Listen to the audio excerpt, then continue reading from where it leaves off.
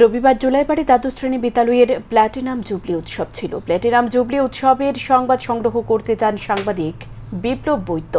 সংবাদ সংগ্রহ করে জুলাইবাড়ি স্কুল রোড দিয়ে বাজারের দিকে যাওয়ার সময় সাংবাদিক বিপ্লব বৈদ্যকে লক্ষ্য করে অশ্লীল ভাষায় গালিগালাজ করতে থাকে শাসক দল আশ্রিত দুষ্কৃতী বিশু নম ও মিঠুন বণিক। বিপ্লব বৈদ্য কোনো কথা বলে চলে যেতে চাইলে দুষ্কৃতী দয় বিপ্লব বৈদ্যের পিছু ধাওয়া করে তাকে আটক করে। অভিযুক্ত বিশু নম সাংবাদিক বিপ্লব বৈদ্যের পথ আটকে তাকে মারধর শুরু করে। অপরদিকে মিঠুন বণিক বিপ্লব বৈদ্যকে লক্ষ্য করে ঢিল ছুড়ে মারে। এতে বিপ্লব বৈদ্য আহত হয়। তারপর বিপ্লব বৈদ্য কোনো ক্রমে ঘটনাস্থল থেকে পালিয়ে গিয়ে নিজের প্রাণ রক্ষা করে। দুষ্কৃতিকারীরা বিপ্লব বৈদ্যকে প্রাণে নাশের হুমকি দেয়। পরবর্তী সময় বিপ্লব বৈদ্য জোলাইবাড়ি সামাজিক স্বাস্থ্য কেন্দ্রে গিয়ে চিকিৎসা পরিষেবা গ্রহণ করে।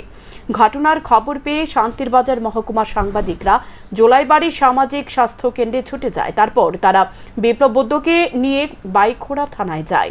দুই অভিযুক্তের নামে বাইখোড়া থানায় মামলা দায়ের করেন সাংবাদিক বিপ্লব বৈদ্য। মহকুমা সাংবাদিকদের পুলিশের নিকট দাবি জানায় দুই অভিযুক্তকে গ্রেপ্তার করে কঠোর ব্যবস্থা গ্রহণ করার জন্য এবং সাংবাদিকদের নিরাপত্তা সুনিশ্চিত করার জন্য। এদিকে থানায় মামলা দায়ের হওয়ার কয়েক ঘন্টার মধ্যে পুলিশ দুই অভিযুক্ত বিশু নম ও মিঠুন বণিককে গ্রেপ্তার করে থানায় নিয়ে আসে। এ পর্যন্ত পুলিশের ভূমিকা ঠিকঠাক থাকলেও পরবর্তী সময় পুলিশের ভূমিকা হতাশজনক।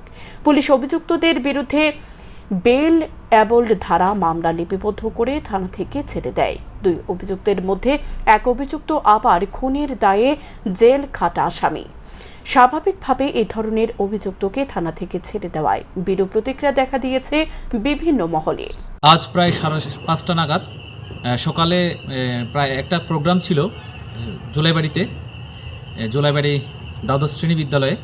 সেখান থেকে প্রোগ্রাম সংগ্রহ করে বাড়ি ফেরার পথে কিছু দুজন দুর্বৃত্ত, একজনের নাম বিশ্বজিৎ নম এবং অপর একজনের নাম মিঠুন বণিক, তারা দুজন আমাদের শান্তিরবাজার মহকুমা সিনিয়র সাংবাদিক বিপ্লব বৈদ্য ওনার উপর আক্রমণ করেন।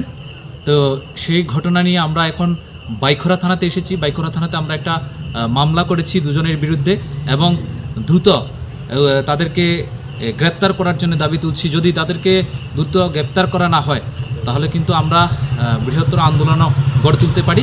আমরা চাইছি যাতে সাংবাদিকদের যেভাবে নিরাপত্তা দেওয়া হোক, সাংবাদিকরা নিরাপত্তাহীনতায় ভুগছেন